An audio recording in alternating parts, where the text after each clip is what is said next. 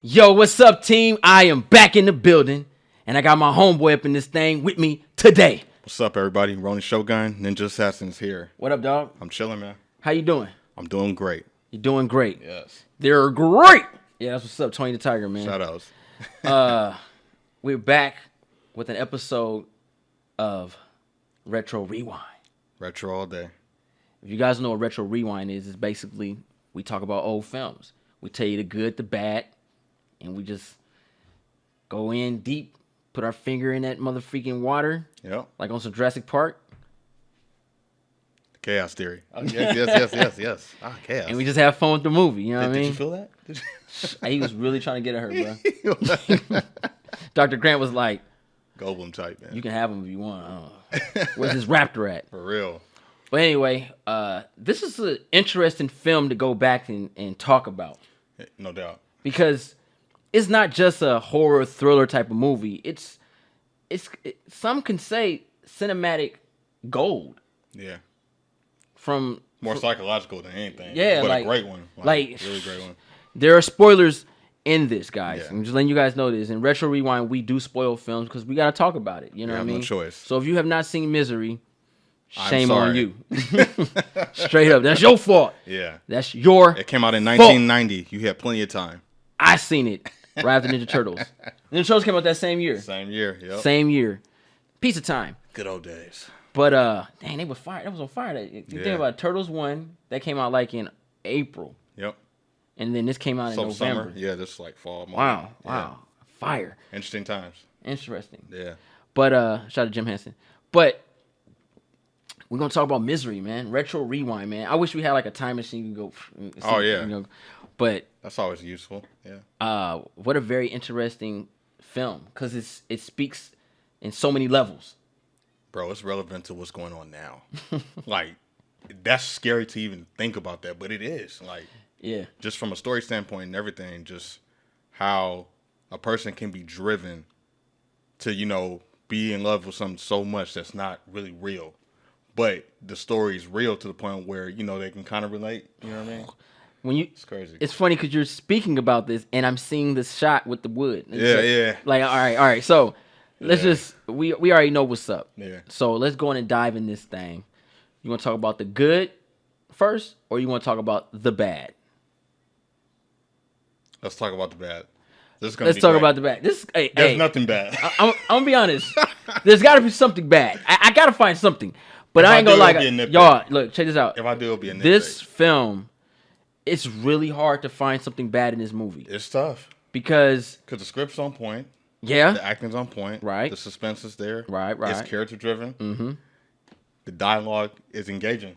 Yep. Because what they're saying, that's mostly the action of the movie. There's no fight scenes and gunfight. It's just dialogue and drama. It's Actors carrying a film with a tight script.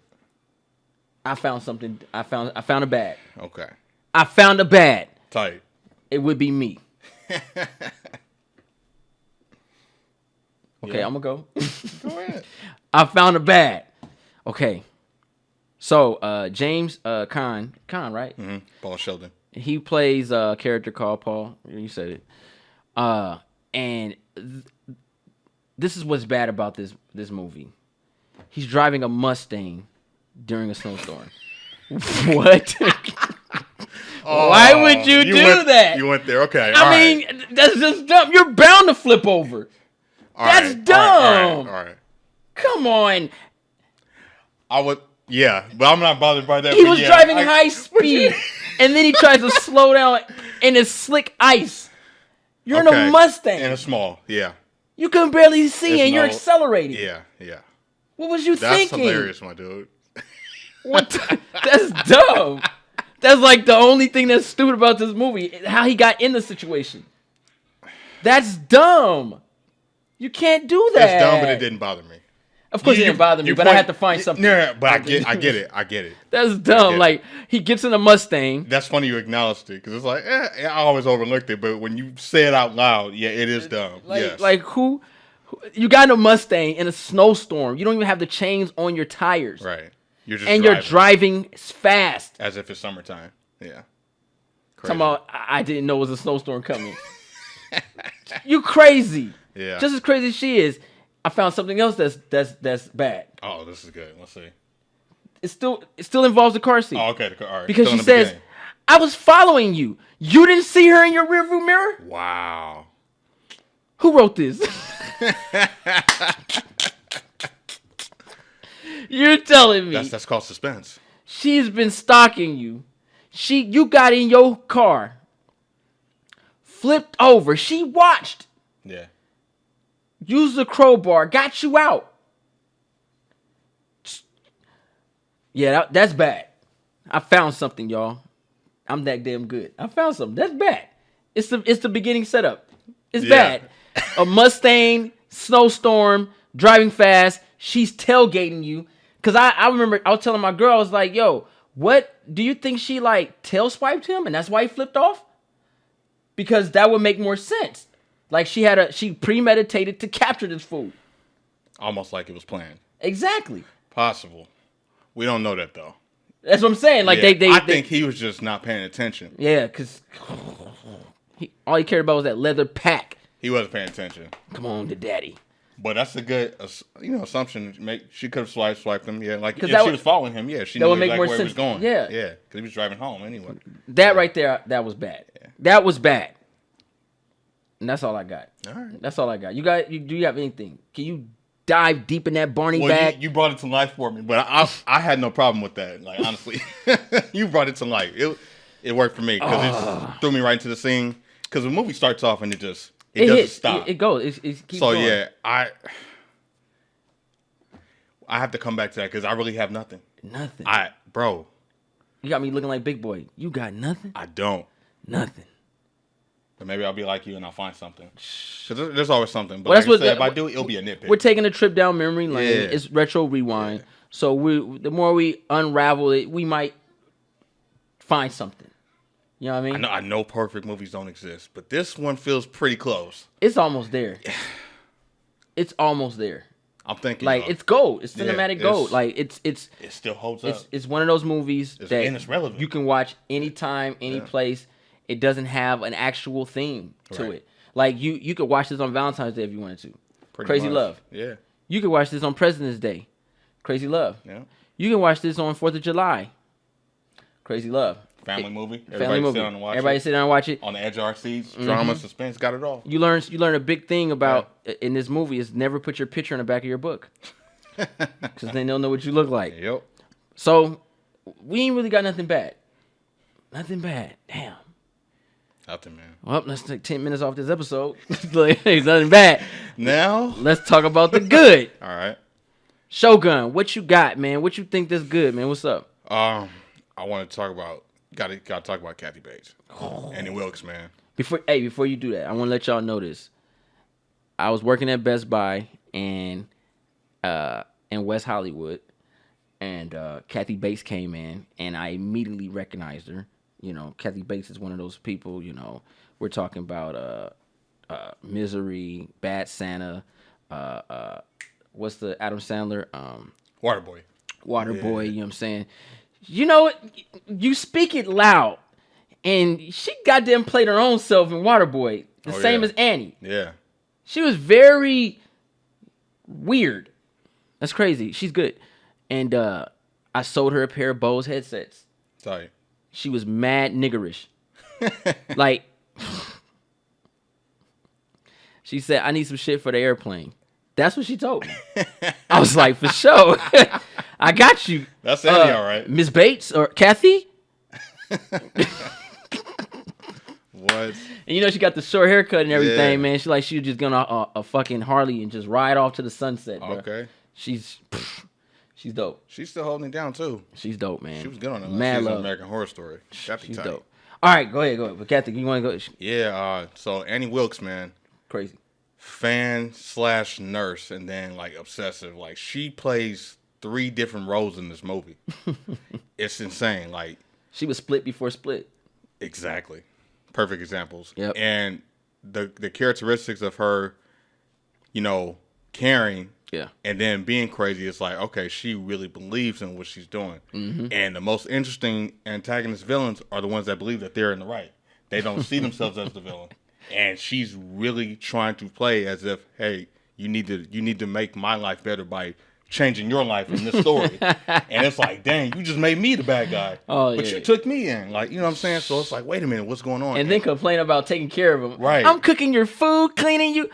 Bitch, Amazing. let me go. That is some incredible acting because she's telling you what's about to happen. I know. But you don't believe she's capable or she's going to do it. You know what I mean? Like, that's crazy. So it's like suspense in reverse, but is she setting up the scene? Like, that's tight. So you're getting visual and she's actually explaining. Like, so the narrative is being shown. It's like crazy foreshadowing. It's dope.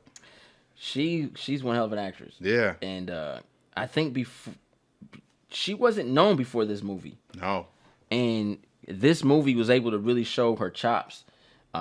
She has that look, right? She has a fierce look. Like, if she was your mother, you wouldn't want to step on her toes. Right.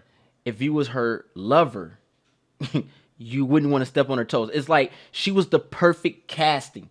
Right. Like, I can see it now. When she walked in, she said, "Hi, my name is Kathy Bates. You're hired." Yeah. Like, your look, if you suck as acting, we're just going to just mute your shit and then get somebody to come in and speak for you because your look is just so unique. Like, she was just, she puts fear in you. Like, without even trying. Just effortlessly. Bruh, you just wake up and you have no choice. Hey, man, don't be looking at me like that. And you have no choice but to listen to because you handicapped. It's game over already. As soon as you was brought to the house, it was over. You wake up and that's the scary part. It's like, leave me alone, lady. Right? What's going on? Yeah. Freak. James Caan is the audience. Bro. In his eyes, bro. Yes. He plays the perfect handicap. He was perfect. I've never seen someone place quite like and the look of fear of, oh my God, oh shit, I can't get out of here. Bruh, if sold me. If Bran from Game of Thrones, I don't know if you watch Game of Thrones, but if Bran from Game of Thrones had followed the way James carried Paul, Bran would have been dope in Game of Thrones. Because someone that can't use their legs in the way he acted was just dope.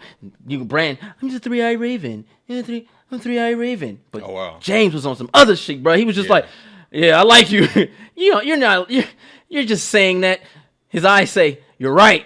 But his mouth was like, no, I really like I gotta, sitting there working on a story. Wholesome. They picked the perfect cast. Yeah.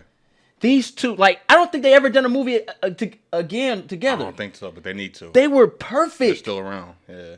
Like, it was yin and yang with those two. That was like lightning in the bottle. Like, yo, that's rare to see. Kathy getting that Oscar, well deserved. Like, off of a Stephen King movie, that's unheard of. Right. Because you would think, real. Jack Nicholson would have got nominated for The Shining, right? That still blows my mind. You see what I'm saying? Yeah. But seeing the collaboration of the actors on this movie was really good. This movie had the perfect blend of acting from beginning to end. The gentleman that played Buster, what's his name? Richard Farnsworth. Richard Farnsworth. Yeah, he was great. And his wife, Frances, played Virginia. That was like, that's how I want to be when I get old. Like, it was I say 3 different type of characters in this movie, because you have the sheriff, who's an excellent detective. I say, he on some Sherlock Holmes, Batman stuff. You know what I mean? Like, he really had nothing else to do, so it was kind of like you just had to small town, no you internet, just nothing. you out in the open and you're aware, and like you're a people person, you're talkative, and you're like, hey, I can't mess up. I'm the only one out here. So he was kind of on the P's and Q's just naturally. And then, he loved his job, and he had a loving wife he wants to go home to, so he really can't mess up. You know what I'm saying? A horny wife at that. Oh, yeah. Yeah. They were like Bonnie and Clyde, bro. They were a good matchup. Like, we're going to talk about their sex life in this discussion, because it was obvious. Oh, yeah. And that's what I learned about Stephen King and his stories. He always got some type of sex. No matter what it is, it's going to be in there. But it adds to the narrative, though. It really does. It always does, and it's explicit and dope. Like, And I really liked him, and I liked the fact that it wasn't a lot of characters. Facts. I like the very minimum scenes. Yeah. The house, the room, that's it. Dialogue. It's like that right there is what makes the movie come to life. Like and they maintain that. yeah. It's like It's unheard of. in the roller coaster never stopped. I don't even want to call it a roller coaster. It was like running into the Speed Force. Like it was just it never stopped because you never, like you said, you never knew what personality she was gonna bring in that room. Yeah. Kathy was just on fire. Like well deserved, man. James collaborating them eyes, bruh. He just the pain, the agony. It was beyond imagining. It was like I feel this shit. Like his legs, they were purple and they look like Nemesis off of Resident Evil 3 and shit. I'm like, oh fuck. You can really feel it. And you can feel this pain, the stress, you know what I mean? And when Kathy when Annie, when she just like let the information talk about, I never called your secretary, I never called your manager or your daughter. You're not going nowhere. Fuck. Look at the devastation. Like, oh, this bitch. It's a wrap. She got me. She got him. You got me, partner. Like it was really dope. Can you imagine like waking up, just praying to not get killed? You have your meals made, coffee, and you just type. And she throwing down in that kitchen too. She's cooking meals, bruh. You're doing everything by the book so that she does not have a tantrum. Or you have to be perfect. This is the one time where a character has to be perfect or it's his ass. Like, he's dead. True acting, man. And then he always had that. You knew he knew something was coming when he had that oh shit look. My eyes dropped low. Oh. He was selling it, man. And it was like, help him. The journey for him to get out that house was phenomenal.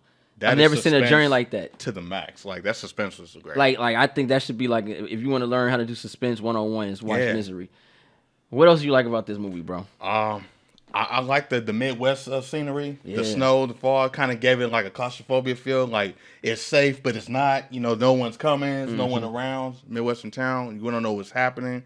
This wholesome family. And then it's got this dark turn. So I like the mystery side of it in the setting. You know, what I really liked about the as far as the scenery, I like the timeline. Yeah. I like the fact that it set place in the 80s, I think, right? The 87 or something like that. Yeah. That's when the book was written. Yeah, and I like that there was no internet. Oh, yeah, that's the best. Barely any phones. Just people, yeah. Out in the wilderness. Small town. Folks go home. They go to in town and get food, communicate, talk a little bit, go back home. Read a book. I like that because that's what makes it that much feared. Gotcha. Like, it's like, oh shit, there's no way of safe haven. Either you know how to make smoke signals like Native Americans, right, or you got an eagle that'll fly to the next person. Like, you're doomed. Yeah. And that's what makes Misery dope. The title, Misery. Yeah. It's a doomed situation. There's not the directing of it. It's no easy access. You gotta have some type of form of using your brain. The music, the suspense, like that kind of stuff, just really brought this film to life. And is it safe to say that this is kind of like a modern Hitchcock film?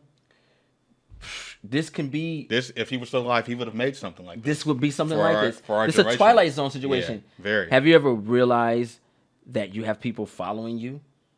Wow, dope. Yeah, you know what I mean? Yeah. Have you he goes right into it. What's his name? Paul what's his last name? Oh, Sheldon. Paul Shelton. Yeah. Writer of Misery. But he finds himself in his own misery. Stay tuned to Twilight Zone. Like, fuck, what happened? For real. You know what I mean? A movie within a movie. But it's crazy because just on some side notes, when you watch this type of movie, and even for myself we doing YouTube and stuff. Yeah. Like, this kind of stuff runs across my mind. Like, I'm just being honest. Like, you don't know who's watching you. You don't know. You know what I mean? And you know, for someone like this lady was, well, we'll get into it, but like, that's, I get where you're going. That, like, you don't, the digital age, and then just the regular and that's age, what makes it like newspapers. So you have to really get to know somebody by following their material and actual work, newspaper articles, books, you know what I'm saying? Things like that. Like you said, no internet. Dope. And then you have social media that kind of changes everything, where everybody knows everything and everyone knows everyone to some degree. And it kind of raises the playing factor. It's like, well, who's really the antagonist and protagonist now? Because it's like, I'm doing me, But who's watching? Like you said, who's watching? Who's listening? Who's reading? Yeah. They can take information, twist it, and kind of make you the villain and try to come back at you in another type of way. So it's always a different side effect to, information. Mm-hmm. It could be useful and it could be deadly. This movie shows that. Let me see. What else I got that I liked about this movie? I like the fact that it's simple. I really like the fact that it's simple. Thriller, 101. It's complex, though. It is. Yeah. But that's what the acting comes into play. Like, the story itself. Fan finds out, the fan finds out where the person she's a fan of is staying. Right. She tailgates him. He crashes his car. She takes him in. That I honestly believe she took him in on good terms. But the crazy hit. So in the beginning, you believe it was good intentions? I think it was good intentions. Okay. Like, yo, let me save him. I can buy that. Yeah. And then once he's in there, she's like, shit, I got your ass. Yeah. Your minds. And then when she read the book and it didn't wrap. turn out the way she wanted it to, Yeah. I think she honestly would have let him go. Right. But then she just flipped. That chapter. She flipped, and then it was like, now she was in too deep. And it was like, shit. And the fan took over. And then the fan took over. It was in her ball game. Right. Because I think he could have manipulated her out of that, but because he was so teed. I got some unedited pages. I got some deleted scenes. You want to check this out? You want to go to my house? Yeah. You know what I'm saying? Because James Caan's character, Paul, he was plotting the whole movie. He was dope, right? And to really do that and to write a story, I can't imagine it's not easy at all. Like, I'm plotting how to get the hell out of here, and I got to make sure these chapters come out perfect. Or it's my ass. Or my feet. So it was great, though. And it's funny when you talked about the Twilight Zone episode, I always thought, like, at the end of this movie, like, when the book was finished, like, would they ever actually, like, a fan-made, like, version of his actual story, Misery, like, the actual book itself? But I think the book took place in the 1800s or something like that. Yeah, wouldn't that be interesting? Like that actually like did kind of come to fruition. Like, but he burned it. We never know. Yeah, he burned that shit. But anyway, let's get into it. So that's what we liked. Yeah. That's what we hated about the movie. It's very minimal on the hate because, or I say dislike, because it's really solid. It's rare you get stuff like this, so you got to kind of celebrate it. Study it, learn from it, and just rewatchability because it's got a lot of replay value. Oh yes, yes. And that's the thing about 1990 to 2020. You have a strong cast here. You got a really gifted director, Rob Reiner, and then the late William Goldman, who's like a really great screenwriter who knows characters better than anybody. Man, like it's really phenomenal. Like you got like great key players working hand in hand by hand, and then Stephen King's already great adaptation. You know what I'm saying? So this is when his stuff was kind of new and fresh and up and coming. Everybody was trying to get his books on screen. Yeah, he was. And Misery was like the beginning peak of that. Mm-hmm. So you had a few stuff there. Especially if she win an Oscar, they're like, yo. For this. Yo. That was unheard of. Mm-hmm. Yeah, man. Misery does a lot. I think if you want to learn about, mystery and suspense and well-diverse characters and well-developed characters and this subgenre, because it's somewhat horror, but it's not really horror. It's more psychological. You can learn by watching films like this because movies like these are really like film school. Mm-hmm. You can pick up on so much, like whether it's technical, whether it's detailed, whether it's visual. There's a lot in here that's at play, and that's why the momentum is so strong because everything is working hand by hand. Mm-hmm. Real talk, it's good stuff, though. Let's get into it, man. Let's dip our fingers in the water. So. You guys obviously know we like this movie. Yeah. I say it's cinematic gold. I say it's gold. It's a masterpiece in my opinion. It's really good. I got it at the house on Blu-ray, DVD, man. It's good stuff, man. So, out of this movie, man, what like let's talk about these scenes, man. Kathy Bates comes in, and like I talked about it earlier, but the suspense of how scary she is. Yeah. That hairstyle, them shoes. And so wholesome at the same time. That dress. Yeah. He wakes up from a car accident and wakes up and sees this chubby-faced chick staring at him. And so, like, the shit is devastating. Like, it's scary. Yeah. What would you have done? First of all, who are you? I don't know you. Why am I here? Why am I... Yeah. It'd be so much running through my head. when he saw his legs, oh my gosh, he was like, "Yeah, I had to put your legs. I think I did pretty good. I don't think the hospital could do any better than this." I was like, "Oh shit!" And she took that. She was like, I think her legs was teed.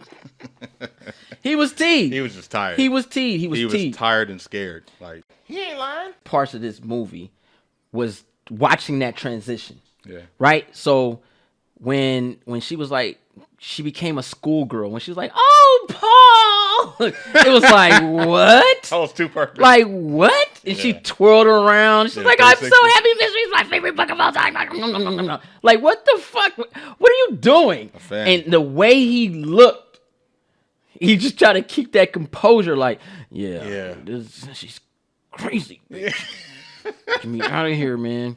And then he was like, "Yo, I need you to call my publicist and my daughter, tell them I'm alive." And said, "Yeah, I got you. Yeah. But Misery." So Right. yeah. And then when she came in with the book and she was so happy, she's like, "I buy all your books. I'm such a fan." And she had that little memorial of this motherfucker. Yeah, She was what we call straight up Karen. yeah.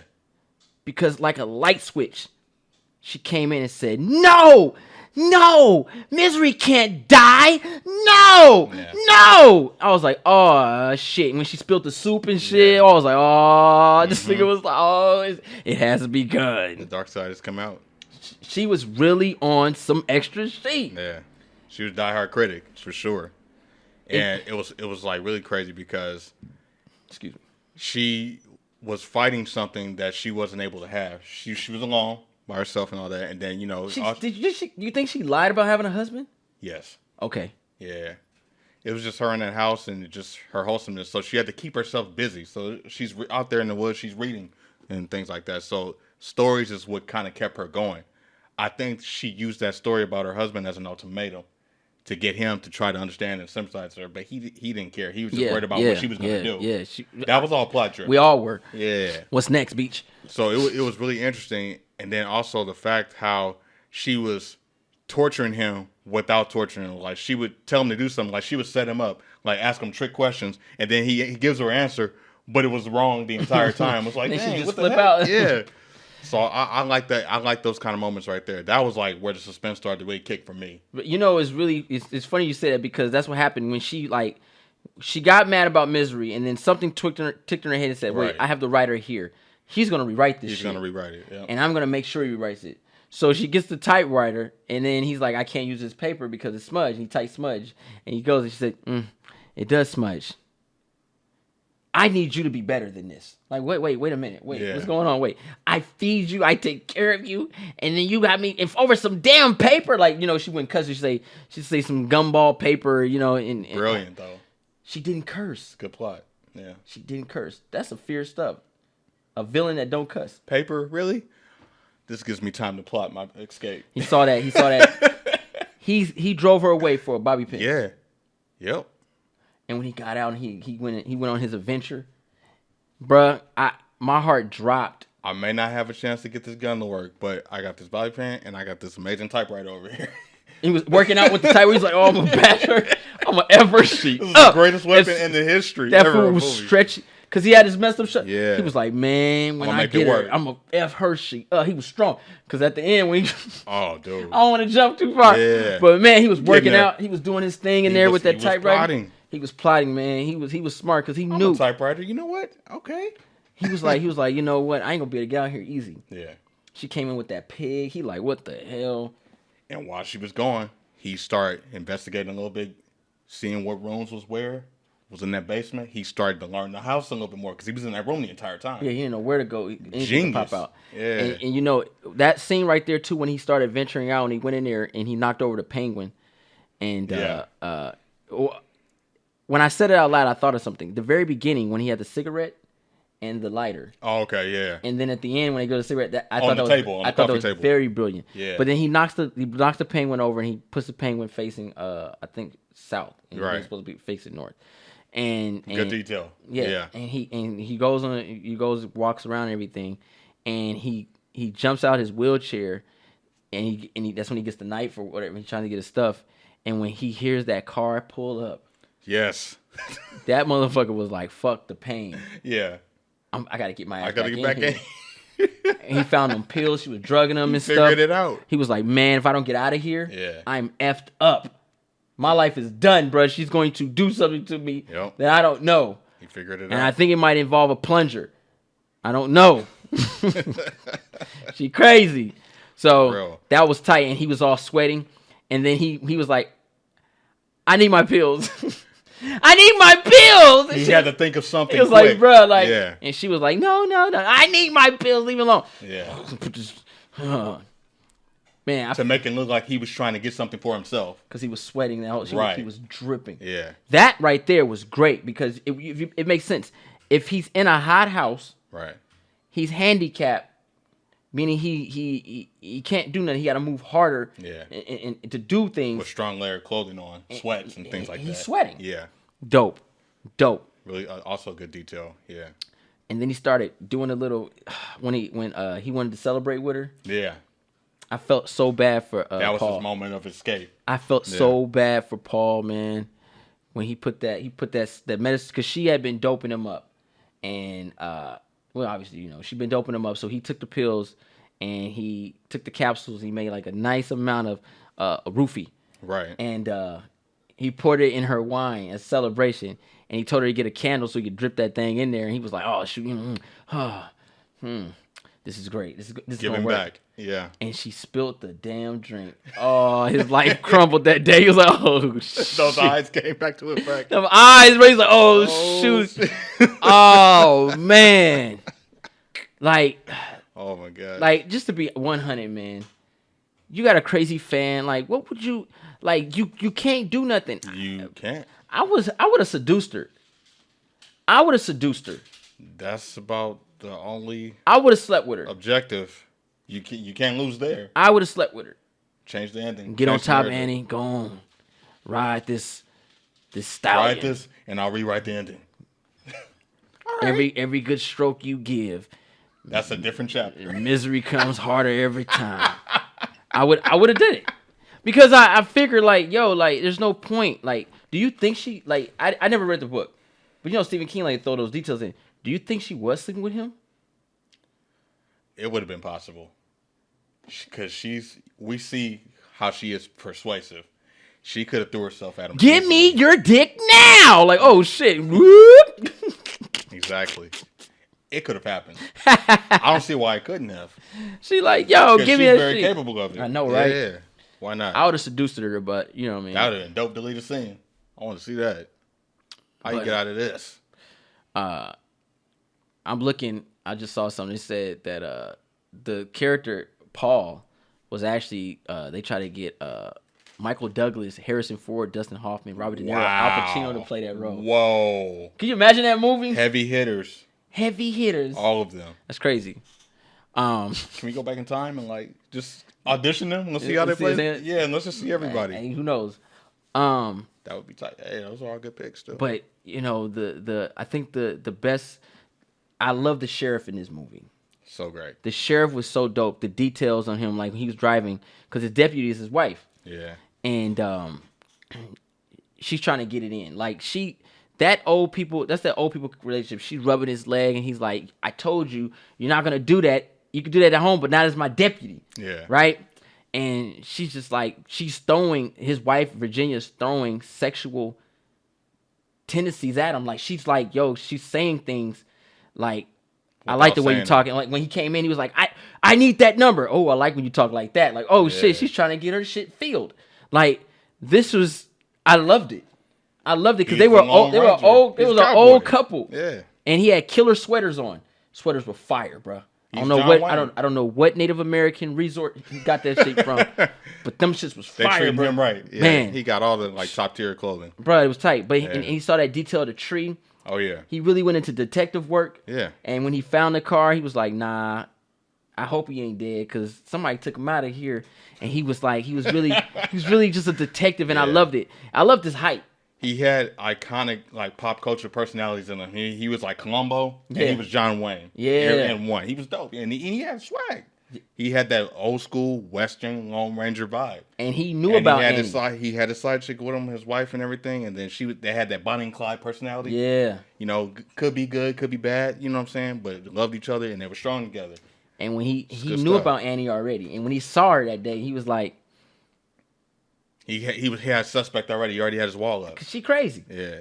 And I love that about small town sheriffs. It's like Andy Griffin and Barney Fife. Yeah. You know what I mean? Like they know their town and they know the people that are in their town. That's the scary part. So when something's bad there, it's like, wait, I don't believe it until I investigate it. Yeah, and I Now know it's a that challenge. she's probably the one to do it because Right. I know about her history. Because she was killing babies, man. Yeah. They never Crazy. really dabbled on why she was doing that. It was hinted at. Yeah. What do you think it was? I think it was more on like playing like random stuff. I don't think it was like handpicked. I think it was just random as far as her personality. I think she was playing God. I think she was. She like controls. Is that what you mean? But she was so religious Yeah. that when she saw babies, But you can twist that. We've seen how religion can be twisted. Yeah. For like different narratives and stuff. Like some bad, some good. Like they take something that's supposed to be of good. Yeah. And try to use it for their own gain. I that's what she did. Yeah. and that's why I thought like when Paul found out, like it was like, yo, she's been killing babies, man. Right. She's a nurse. That's why she's able to dope me up. You know what's really scary about her is when shit hit the fan, she just runs in and sticks you with a needle. Right. Fuck, nigga, you be sitting there, he's just saying, oh, what's going on? Bitch. Yeah. And go back to sleep. Wake up, you all strapped You got no down, choice. bruh. Oh my God. When she found out, you've been out, Paul. You've gotten out, Paul. Well, what do you mean? This nigga say you try to play that shit out. What do you mean? I'm here the whole time. Nah, nigga, you been getting out, bruh. And I found your little bike. She already knew. I go from the bed, I go to the typewriter. What do you want from me? Nah, you got a knife. He was like, oh shit, them eyes. And when she's like, I'm not gonna kill you. I'm just gonna punish you. Get that little thing. When his legs were healed already. Like they were healed. Oh, bruh. And when she got the wood, because this is iconic. She's known for the wood. The scene. She gets the wood and she gets the sledgehammer. Shout out to Triple H. Demise. Them eyes. He was like, no, don't do this. You don't have to. No. He did the headspin. He No. did the Stephen Amell. No, Like, no, you don't have to do it. And when she got the sledgehammer and broke that first foot. And that wide shot. Oh my God. Ah! Oh, wait, this one got me. The foot went from left to right. I was like, damn, one That time shit was went- enough. It was already. That shit like, turned, Jesus bro. Christ. That shit was disgusting. Crazy. Great acting. Yes. Great Extremely. acting. That shit was believable. I felt it. I saw. Yeah. I felt it. My balls dropped. I was like, oh, fuck. Man. Oh, man. And he was just like, at that point, he was like, when he came to, I'm killing this bitch. Oh, yeah. Because then the montage came. That 80s music. It's time. I'm ready to kill this bitch. Round one fight. Oh, yeah, that was funny, though. That was shit an was epic so moment. funny. Yeah, it was a little moment. That fool was working out. Getting that shit ready. That was so Bashing her tight. head open with this typewriter, bro. A man who's disabled having a montage fired. Bro, that fool was working out, bro. He was like, And you he just really got- like cheering him on, like, get this shit. she'll walk out the room. He'd be like, oh, yeah. I'm ready. Epic, bro. Epic. And then the whole time, like when the sheriff came, bro, and she saw that nigga, she just ran in and Yeah. stuck him real quick. He was like, he fought her back to side. He's like, no, get off me. Darkness. He had that quick silent struggle for a moment. Bitch, get off me. That's old school acting right there. This shit never gave you niggas money. Snoring, bro, and she had a secret hidden spot. Yeah. She went, put that nigga down there, bro. Like almost like she was reading people. Like, weaknesses, like, so she knew, like, low profiles on everybody, bro. Just like when it came to self-defense, when it came to just knowing who they were, Yeah. like she knew how to hit them and attack them. Man, that's Scary, man. And when the sheriff came in, he was just so smooth with it. You know, I'm just asking questions. You know, I know you're a big fan. She knew man, that was crazy. When she went to the door, she knew his birthday, his mama and everything. He was he was looking like, what the hell? Yeah. I ain't ask you all that shit. Do you have the nigga in the house or not? You know what I mean? Like, it was like that. It was at that point. Yeah. And he walked in, he was just cool. And then when he left, and then, you know, Paul knocked the me and my girl was trying to figure out. I was like, did the sheriff live in there? Because it's been a while since I watched it. Right. And I was like, no, I don't think he did. I don't think he did. And he knocked over the fire, the barbecue pit. Oh, okay. And he was like, some shit. He was like, oh shit, he ran in, and he was like, I'm in here, right? And then he was like, oh shit, he is. And she hit that motherfucker with a 12 gauge shotgun in the chest. She killed that fool, bro. Yeah. She killed that fool, man. And it was at that moment James knew. He effed up. She got to go. Yeah. Montage. How he got her though was so cold. Oh yeah. He knew it. I'm gonna get her with the book. I'm gonna finish the book, and then I'm gonna light that motherfucker. He had that thing of lighter fluid and shit. He's got hit in the chest or something. And then the typewriter to the head, like no, because what happened? He shot, right? He set the story on fire. Okay. He got her. Yeah. He was like, "Freak you, Beach. If you want it, and he set it on fire, and then she ran up. She charged him. Cause she ran up, and she ran up. He hit her with the typewriter. He got a good one. Because she was like, no, you got to finish it. No. She was destroying herself. She had the gun, right? It was like melting, whatever. She was all in that sheet, right? And then... I'm waiting for it. I'm going to say it before you do. So she shot him, right? And then the wheelchair rolled back a little bit. He felt that shit. Wow. Oh, shit. God damn, my other shoulder. I said there was you bitch. Bro, but that was acting, bro. But for her to get to that situation, when he came with that typewriter, like she should have had some 0011 numbers on her forehead. Oh yeah, that would have been perfect. KO.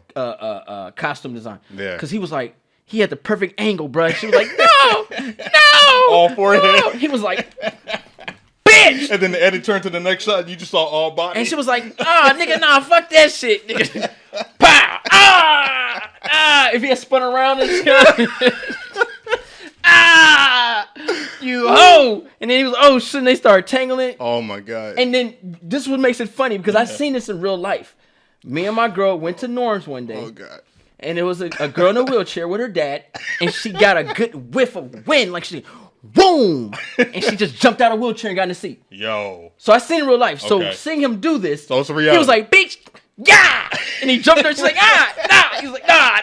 Somebody gonna die today. It ain't gonna be me. And they fight on the ground, and his legs are limb. And then how he trips her. Yeah. He grabs his leg. She did a crossover. He's like, beach. The action scenes were perfect. Hey, they were real. They should have been MCU. Like MCU didn't learn some things. For real. He grabbed his leg he grabbed the pants of the limb leg. He used and his tripped disadvantage her as an advantage. And tripped her with the leg. Brilliant. She hits the typewriter. She's leaking. He's like, I gotta get out of here. I gotta get out of here. She's like, no, yeah. He's like, oh shit, no, oh, this bitch ain't going. Get off me. And he runs. He's like, oh shit, there's a pig right here. There's a Monopoly piece. I'm about to get this. He's like, anything at this point, shit. yeah. He's like, oh, and he's like, beach. He's like, get off me. And he's bashing her in. This movie's dope. It's dope. He's like, oh shit. He gets the Monopoly piece. He's like, beach. He's like, oh, she breaks her neck. She looks at him, and you see the love in her eyes. In her like, eyes, yeah. I still love you. Right. I'm gonna die now. Oh man, that movie is dope, bro. God, man. That finale was fire. How the hell he get out that house, bro? I don't know. Oh my goodness. That motherfucker used his legs. So many he picked the leg up and tripped her with it. He used the freaking pants leg, bro. Oh my god, that shit was funny. So and then when he talks to his publicist at the end, and he's like, yeah, he's still effed up, bro. Yeah. Like he sees her, and she's just walking by, and the lady's like, "Are you Paul Shelton?" He's like, "Yeah." I'm your biggest fan. He's like, "Oh, it's good to know." Kill me now. Right, for real. God damn, man. What a trip. What a great movie, man. What a great freaking movie, man. I still can't. That fool was like, he picked the leg up with the, he's like, she tripped. I'm going to watch that again when I go home. She did the typewriter. It's on HBO Max, man. Tight. It's on HBO Max, man. Okay. Damn! This movie was great, man. It was. This movie was good, man. It's funny because even though we understand how good it is, like we're just having so much fun with the final third act. Third acts are very important in movies. It's humor and everything. And they don't.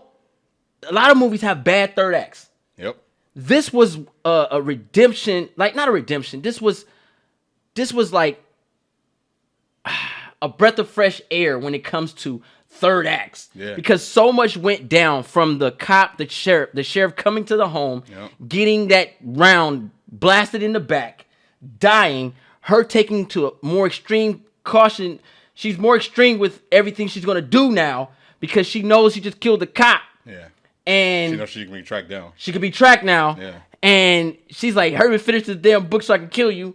And it's like, everything's so fast paced, but it's paced so well. Yeah. And it's so fun. Extremely fun. I could imagine being there. I wish I was grown. I was like 5 when that movie came out. But oh yeah, we were kids. Yeah. But being in the theater watching that, I would have died laughing, bro. When he tripped her with them legs, bro, hilarious. With that said, y'all, this is Retro Rewind. What do you give Misery? That's an easy A plus, man.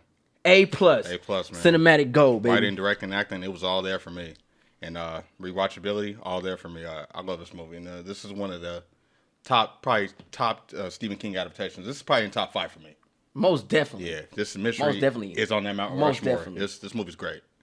I'm gonna take that with you, man. I think this is an A. This is an A plus movie, man. Thank you. It's cinematic gold. It's really nothing bad about this movie. You know what I mean? The relationship between these two, because he hates her, but she loves him. Right. And they actually were able to show that. Odd couple. Because she's outside walking a pig.